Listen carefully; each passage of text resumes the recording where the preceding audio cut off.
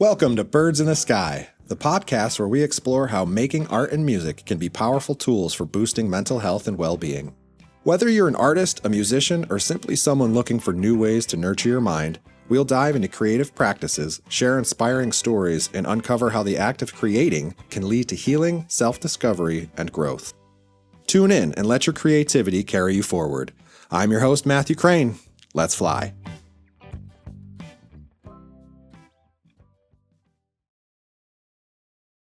Welcome to another episode of Birds in the Sky podcast. I'm your host, Matthew Crane. Today we have Brianna Nilsen. She is a licensed master social worker and somebody who has experience in music therapy. So I've desperately been seeking somebody like yourself to come on the show, because all I'm doing is promoting the wellness of like an arts and music based practice for mental health. And I am not qualified to really do that, but I really believe in holding conversation and holding space for those conversations. So thanks for being interested in being on the show. Well, thank you so much, Matt, for having me. Absolutely, absolutely. I guess first, what made you kind of jump down this path of mental health in this career field? And if you don't mind sharing your background. Yeah, absolutely. So I was really involved with music growing up as a kid, and it was like my safe place. Was in all of the music things you could be in: show choir, band, marching band, you name it, I was in it. And I always had a deep desire for helping other people. Um, and so along my path, I recognized how I could kind of marry these things. And that led me to originally pursuing music education and my undergrad. But then I ended up changing to a double major and adding music therapy after my freshman year, and experiencing that, oh, it's not just in a school setting and with individuals with developmental disabilities or disabilities, as I had previously thought, that it's actually much broader um, than that. And my personal life story is that my brother has developmental disabilities. And so I saw and experienced a lot of things through him, and ways that the systems were impacting him with, both the physical health and mental health, and wanting to be a support, and also not wanting to just work with people like my brother.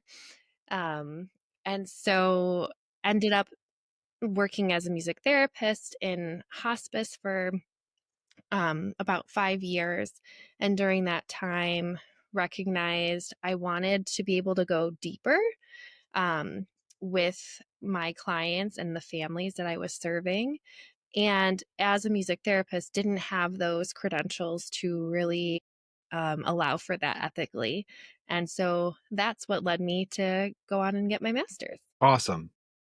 Well, thanks for doing the work that you do, because as a person who's been to therapy many, many times over my life, I'm still here because there's people to talk to and help me reframe my thoughts and my feelings and stuff. So thanks for that. And I guess my big question is music therapy. How do we know that that works? I have tremendous belief in it, because as a musician, it's how I unwind every single day. But I Absolutely. don't know how to put that into words. So what does the research tell us about it? Absolutely. So, are you familiar with the AMTA? I am not. Okay. AMTA. Yes, AMTA stands for the American Music Therapy Association, and I can just pull up the definition right from them, um, because it's really a great place to go in order to find research on music therapy, in order to find providers that are board certified, and also, just more information about it. They also have like a member section and things too. So it's great to network and things of that nature too. But so Awesome. the I'll make sure to include this, what you're reading, in the link of the description so people can Oh, find it as well. fantastic. Yes. So the AMTA official definition is: music therapy is the clinical and evidence-based use of music interventions to accomplish individualized goals within a therapeutic relationship by a credentialed professional who has completed an approved music therapy program. Music therapy interventions can address a variety of healthcare and educational goals, listed as promoting wellness, managing stress, alleviating pain, expressing feelings, enhancing memory, improving communication, promoting physical rehabilitation, and more. And so you asked, how do we know? Well, there is a large base of research articles that this has been heavily researched, not only by music therapists and things, but by other fields such as like neuroscience and looking at the brain. And what's so fascinating is that music is on both sides of the brain. And so that allows it to be used in so many different applications. Um, and so it really depends on what population you're serving, of what that actually looks like. So I've worked with lots of different populations throughout the years, and it looks a little bit differently. But like my simple definition I give to people is music therapy is using music to achieve a non-musical goal. And it really is individualized to what that person's needs are, and also taking into account what other supports and resources do they have. So if they have, if they're, let's say, like you're seeing someone in a school setting and it's a kiddo and they have some level of disability and they also receive speech therapy and OT and PT. Also looking at, okay, how can music therapy add to that treatment and enhance what's already being done? And music can it, you said it yourself, it's like your go-to, right, like for unwinding. So it can help with distress tolerance of like if you're working on something and it's really frustrating. Music makes it more fun. So like if you're working on language and really struggling with pronouncing certain sounds, um, with music, it doesn't it just it makes it more fun. And it also, the brain, um when music is involved, there's much more neuroplasticity. And so, and even with play too, like not necessarily just music itself, but there's a lot of research about play, helping to decrease the number of repetitions necessary when learning a new task. And that could be learning how to like identify, say, something like anger or frustration. Is that a new task? Can that be fall under that umbrella, like learning how to identify something? Because I mean, it sounds like if you're having fun and there's music being played, you're more likely to retain new information. Is that what you're saying? Sure. Yes. So more likely to retain new information. And also, it can provide like good breaks for, okay, like you are stressed and like and anxious and struggling. And so, okay, like learning how I can recognize this and I can then go to music and, okay, what am I noticing afterwards? But I'd love a little bit to hear like more specifically, like your question, if you could explain it a little bit more. Okay, so because when you said it could help you learn new tasks, right? Would is identifying an emotion a task, I guess? Because I had to, in my own journey, I had to learn how to. I used to just go from 0 to 10 and blow up immediately for any reason that wasn't ideal to me. But learning how to identify the physical feelings in my body through just like lots of therapy and practice, learning how to identify like the pressure cooker is starting to grow. That a task? Is that something you can learn quicker than maybe a lifetime of therapy can give you? It's I probably still not a clear question. Yeah, I guess I've never thought of it as a task. Where I think about like emotion in related to music is usually more like ways of processing. And so if I mean, like my music therapy mindset and brain, and working with an individual who has a lot of like anger challenges and is wanting to learn how to regulate their nervous system and better manage their anger and emotions. I might start with like, okay, what music do you feel like that captures the way that you're feeling?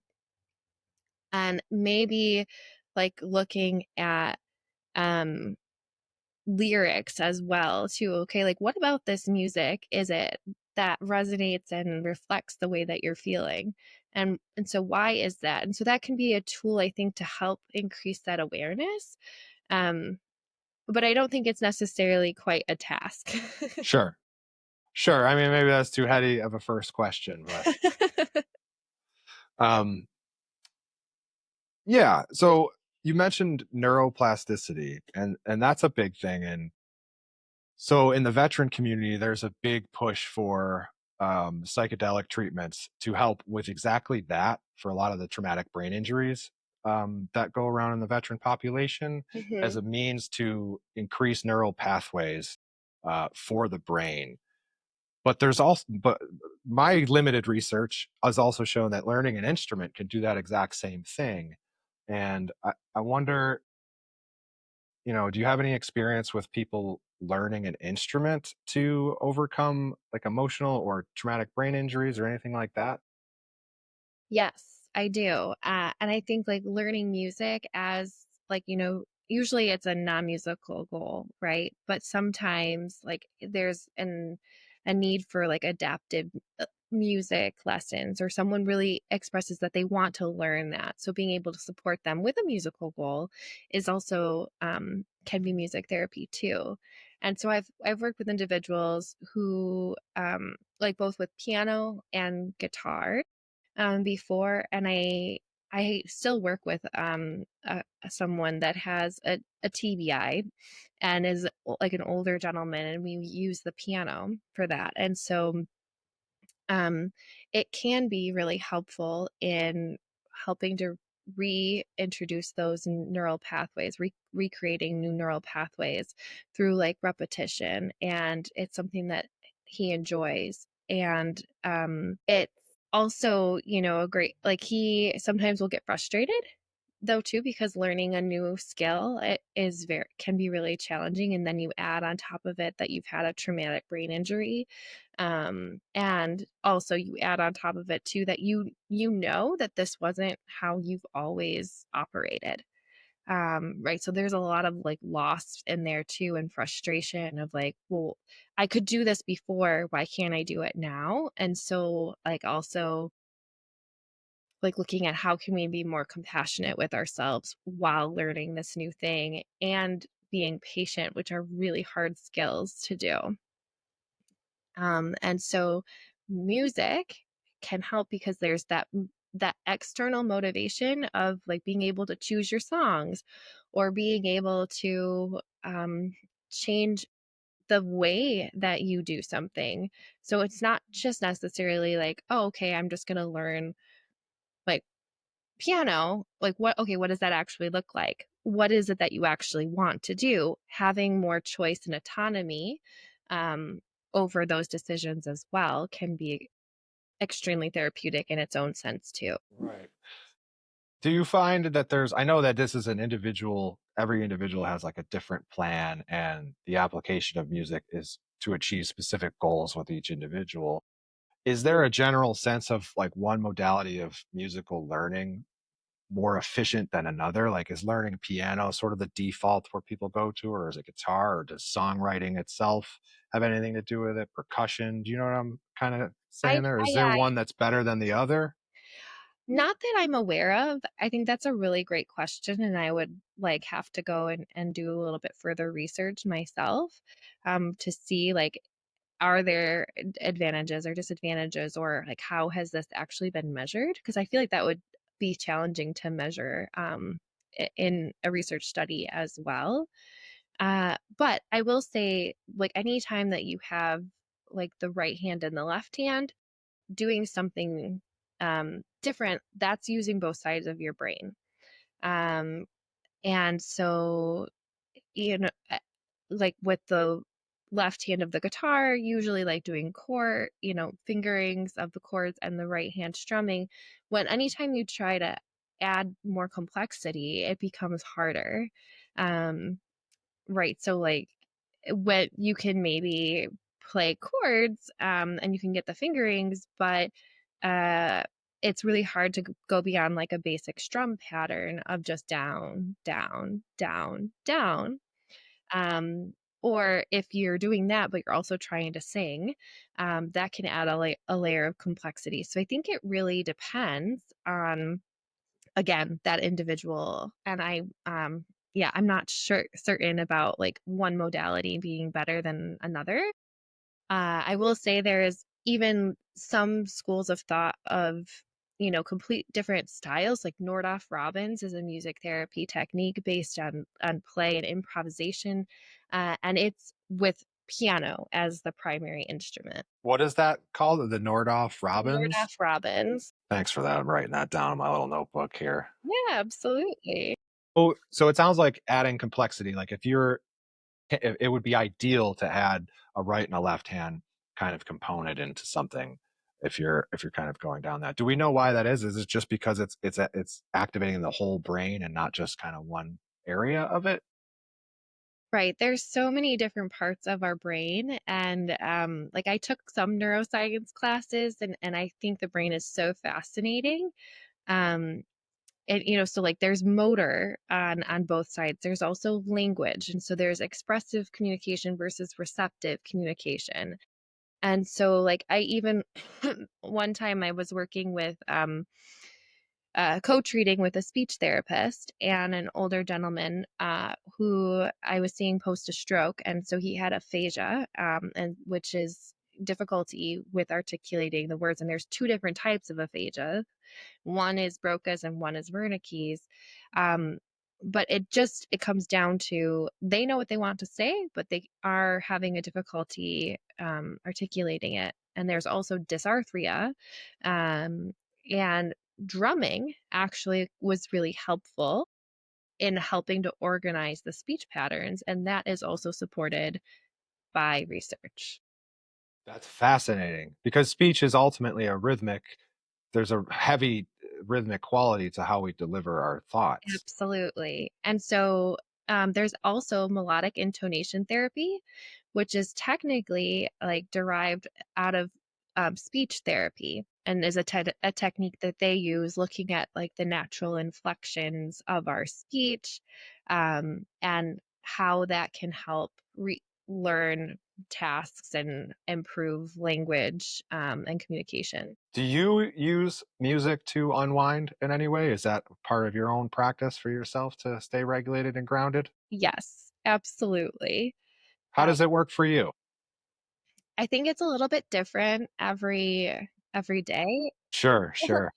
Also, in this season of my life, it looks different. I have a 1-year-old, so it's it's definitely has changed in this past year. Of I would say I used to have like a pretty normal practice of playing more regularly, a couple times a week. And now it's more like every, couple weeks, or that I'm actually being able to play. But I listen to music a lot of the time. Sometimes if I've had a really like stressful day at work, I just put on some different music while driving home. I change the volume. There are all these different things that we can do to unwind, and that I personally do. I also love dancing, so I used to go regularly to the Swing Buffalo at the Polish Cadets Hall on Tuesday nights. They have like music, and you can go swing dance and social dance, and that has been like a great outlet for me too.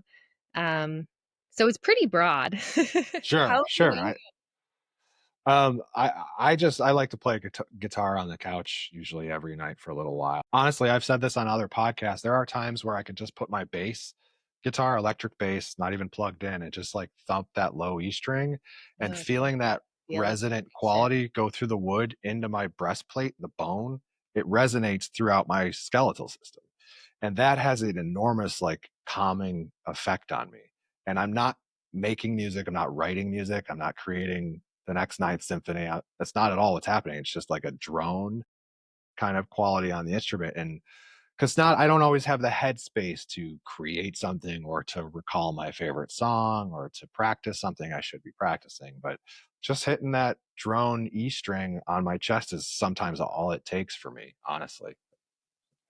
Yeah, um and I would even challenge what is our definition of music? If you're, familiar with like John Cage, there's this really famous piece like the like 4 minutes and 31 seconds or 33, something like that. And it's a fully written, score, and there is just silence, just rest.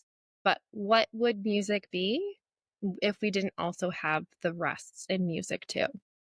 right, the space between notes, right? That's where the magic happens. And also it kind of goes back to what is music. I was thinking about this when you mentioned dance. Is in a lot of cultures, there's only one word for music and dance. Like together, music and dance are Mhm.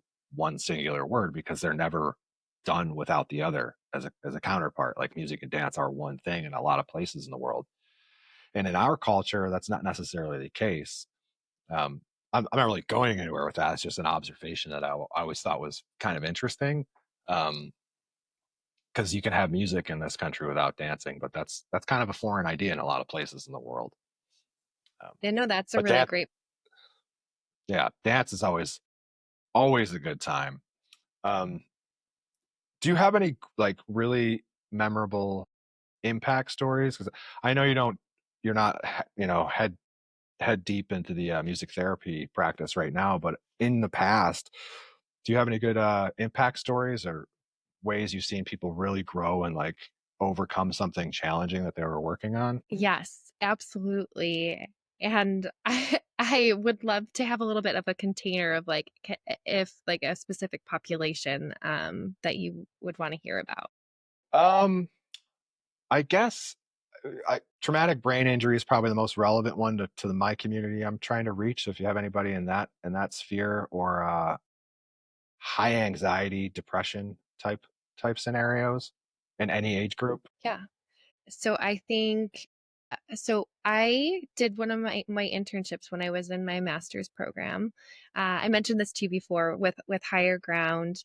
And so they specialize with using therapeutic recreation for individuals, their service members who have been impacted by some level of trauma, PTSD, MST, polytrauma, and also supporting the family alongside of that through week-long programming, day programming, and so one instance I really remember fondly um, was we had a week-long program of a unit that was about like 8 to 10 people, and they were couples, and so it was not only the service member but one of like a support person or their partner.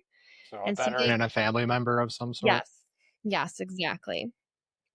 And so we had a few opportunities throughout that week just to engage with music and also worked towards like creating a song as a unit that they reported like that was really meaningful and special to all of them. Um, and being able to just I like to the quote Hans Andersen that says like where words fail, music speaks. And so it's like this sense of camaraderie that they were able to explain through this song, the bonding that happened within the unit that they didn't know each other as a unit whole, like at the beginning on, day 0, but looking at day 5, and just seeing the growth in relationships, people who, were more isolated in the beginning and coming out of their shell and engaging, um, feeling more open to express themselves. and express themselves through music. And when we first started with some exercises around that, like feeling like, oh, this is, silly. How do I feel about this? Like, this is really vulnerable, like using our voice and creating, and using instruments can be extremely vulnerable. Um, Playing with, what is right and what is wrong. And so, really encouraging just like creativity and freedom of expression and improvisation, moving away from there's no right or wrong, there's no black or white. And black and white thinking can be really prevalent with anxiety, depression, PTSD. And so, like, just challenging those like thought patterns and schemas and looking and living in more gray. That's outstanding. That's a great story, and that's through higher ground, you were saying, right, when you were interning? Yes, And was this like a 5-day retreat where you guys stayed on site and there was, like, this bunks and was, stuff? yes, So it was full immersion. yes, Okay, that sounds really powerful, and it's something I've been interested in kind of approaching as, like, some kind of veteran songwriting workshop to support what I'm doing on the podcast, so, I'll probably there talk is. I'm gonna chat with you offline on that, a little bit more because I would love to hear more of your experience in that, and, you said it Absolutely. was hugely beneficial for them. I know you can't speak on their behalf, but was there any moment that you could see between a veteran and their spouse, family member, neighbor, or whatever that was like the aha moment, or like, wow, this is really making they're cracking open. They're becoming vulnerable because it's I'm sure I don't know if you've ever worked with veterans. It could probably be a little intimidating to try to get these professional, tough people Yes. to open up. So, Yes. what was that Uh, experience like working with veterans? Yeah, working with veterans, my grandfather, was in the Navy, and so, like, he had shared some stories, but was very, pretty, like, tight-lipped about it, like, would go to, like, different reunion events with, some, like, naval buddies, but, it's hard to talk about what war and going off and fighting for our country is like, and then all of the emotions that come with it and the culture um, that comes with it, and how you are a unit there, and then the reintegration process. So there was a lot that I learned through those experiences. Um, and there's even mistrust in like systems of like, and if you're not like with, if you don't have experience and competence with military, um, kind of, so like approaching very, trying to be as trauma informed as possible and giving people a lot of choice and um, a lot of flexibility, and just being there and not pressing or like pressuring, I found to be really helpful.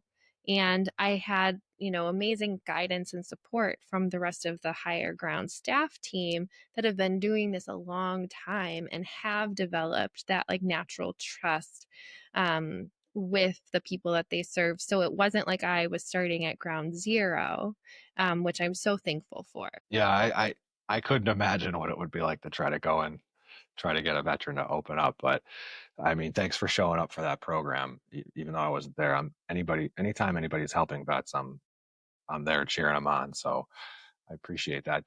Were you able to take anything out of what you learned working with vets into other parts of your life, young people, elderly people?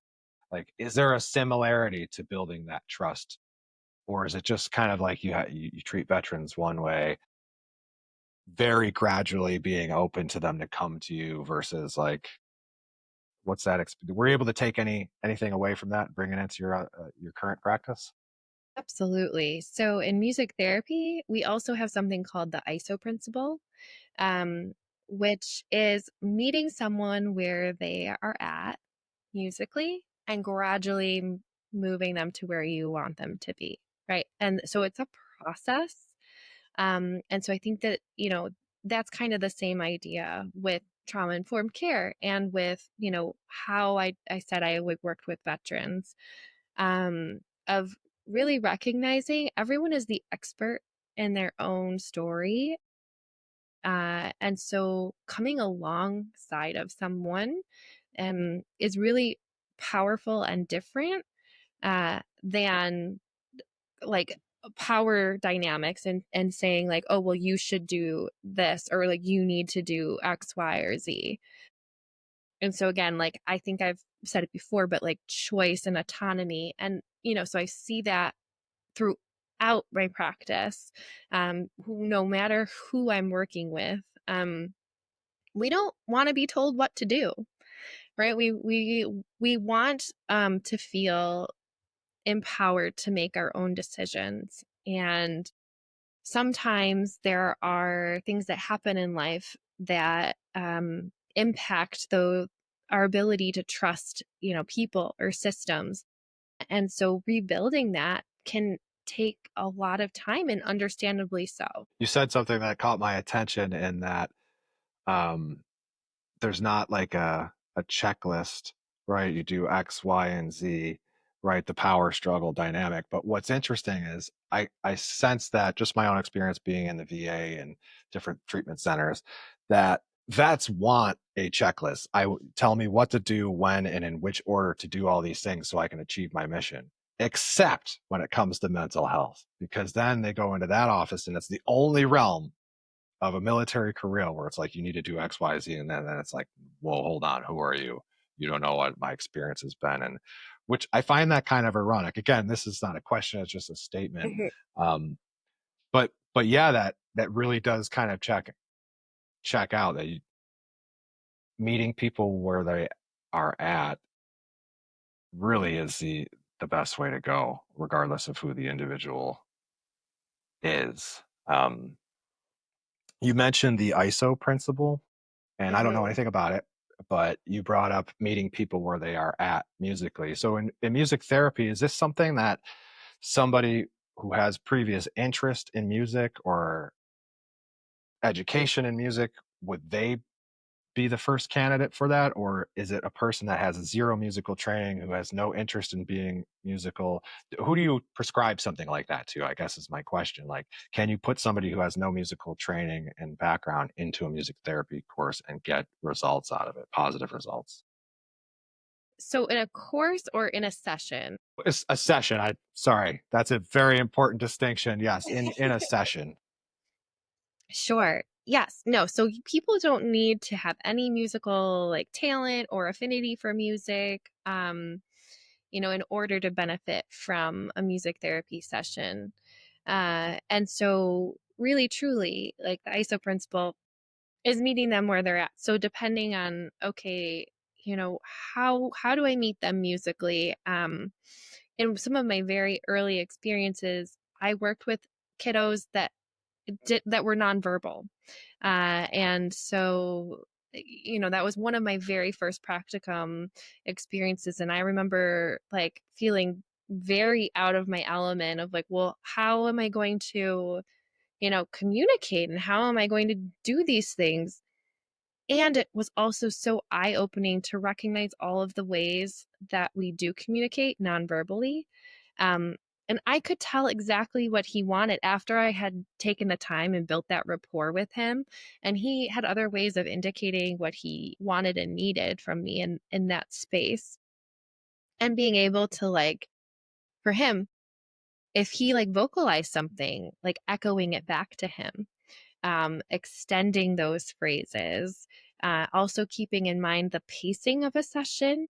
And so, okay, like, yeah, maybe we're high energy. So we're meeting that high energy and then we're coming down a little bit. And then we have a peak at in the top of like the middle of our session, but then like working our way back down so that we're not like sending people off like overstimulated and um you know, that would just not be good for anyone. No, So no, you don't have a return patient if they leave overstimulated. right. They leave and don't come back. Mhm. I've been overstimulated in sessions, and see you later. That's not the right fit. So that's important. I mean, I think another thing is if you're somebody out there who's listening and wants to get into some kind of therapy program, definitely explore your options. But um, just know that there's right fits, right? Not everybody's going to cut your hair the same way.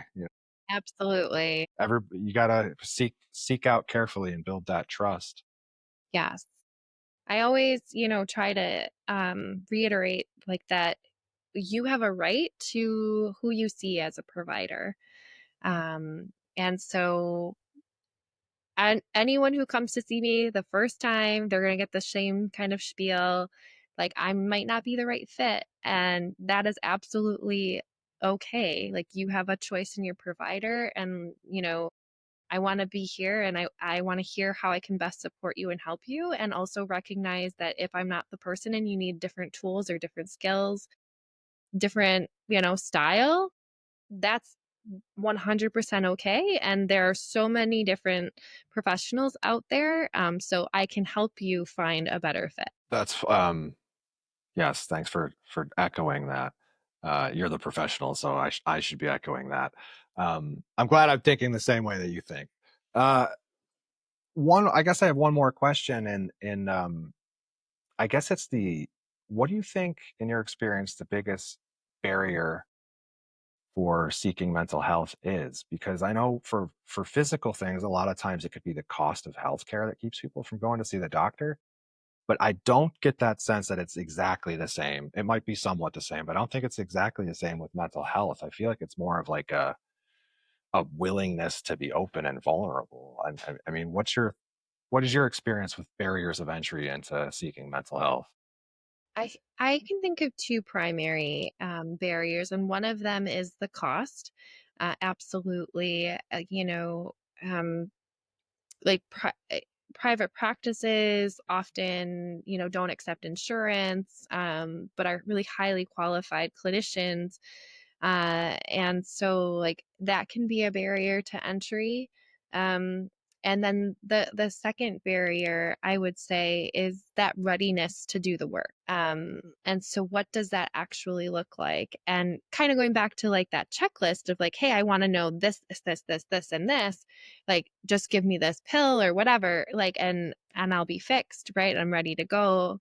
And it doesn't work like that. Like, we don't there is no magic wand. There is no magic solution. It takes a lot of hard work and consistency. And consistency is a common barrier for a lot of the people that I've worked with, especially in the mental health field. Hmm. Yeah, I have that. I see that a lot with the willingness to be open and to accept your role in things. And in the veteran community, I have a lot of friends that are just like they're closed off. Like there's nothing wrong with them. They did their jobs. That's what they sign up to do, and that's all there is to it. But like you can tell, they're drinking all the time, or they're using drugs to self medicate, and that seems to be another issue. Is like you could be going to therapy, but if you don't like cut out, like an addiction issue you may have with a substance of some sort, you may not get the mental health results that you need. So um, very early on when I got out in 2006, I had a doctor tell me like, well, you tested positive for all the things that we test for in this urinalysis. So why don't you get rid of all that in your blood and then come back when you're sober? Mm. Basically, is what he said. He's like, I can't help you because you have too many things in the way of your nervous system. And that was infuriating at the time. I was like, the VA doesn't care about me. Nobody wants to help me. And oh, woe is me. But the fact was, I just simply wasn't ready.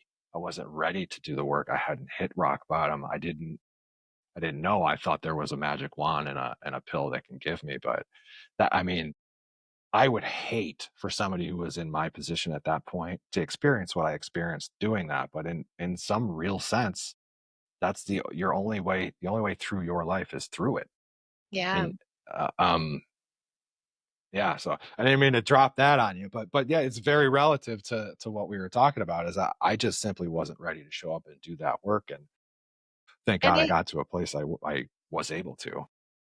and so you were really infuriated, and like, so I also wonder, like, could there have been a different way that that provider presented that information, that would have helped you to hear it differently. I'm sure. I've terrible bedside manner all through my any hospital in any whether it's civilian or VA. The bedside manner is not something that it's more like next customer. But Mm. yeah, it was presented in a very aggressive kind of way. Like, we can't help you. It's like, so yeah, that would have been great. A little bit more human centric communication, compassion based information delivery would be great. But And I'm sorry that you've been on the receiving end of, like, so much bad bedside manner, because it absolutely can impact the overall care. I know on this podcast I talked about walking out of a session and then bad bedside manner, but I will ultimately say that having a regular, therapist in my life for the last 10, 15 years has enormously changed the trajectory of my life. It's made me a better, father, husband, community member, family member. It's made me better at all of those things, but it was not easy. So if you're listening, just know it's not, there is no magic wand. It will be hard, but you can absolutely do it. Um, and overall, my experience with seeking mental health professionals and guidance and stuff like that has been tremendously positive. So thanks for doing your work and Well, thank you navigating for that field of mental health is, I'm sure, not easy in the business of America. But it's that your profession is desperately needed, and we need to get more people talking to professionals. I think it would really help a lot of the problems in this country.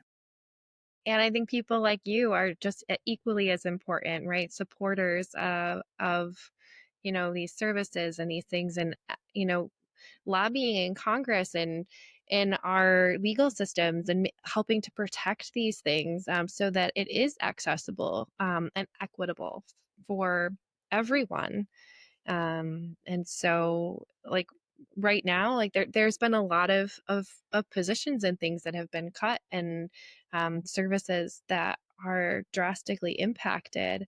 And so there are still people out there doing this work and everything, but we need people who are supporters and finances to do this work as well. Yes. So everybody, let's take to the streets. We got to help lift each other up, and it's going to take the change in our whole society is going to be on an individual basis, one at a time. So it starts with being your best self.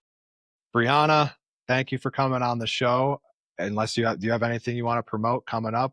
You want to talk about your practice, where people can find you? Sure. So I am currently a mental health therapist at Jewish Family Services.